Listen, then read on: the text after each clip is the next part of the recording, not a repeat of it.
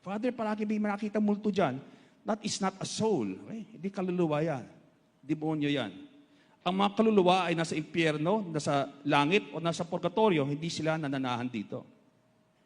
Unless they are given permission by God, okay, from purgatory to ask for prayers, then they can appear to us, especially sa mga kamag-anak, okay, o sa mga pare, o mga madre who can pray for them, o sa mga santo, but they are not wandering souls. There's no such thing as wandering souls.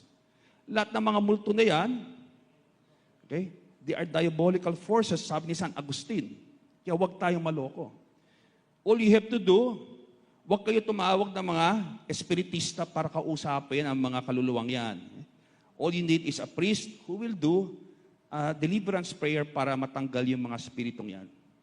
Madalas sila nagpapanggap sila na kaluluwa para hindi sila i-exercise sa isang lugar. Okay? But don't be deceived.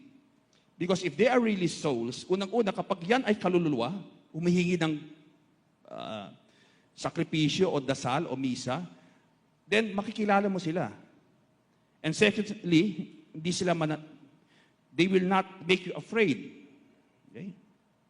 Pero kung parang nagugulat sila, sinasakal ka, etc., that is a diabolical spirit.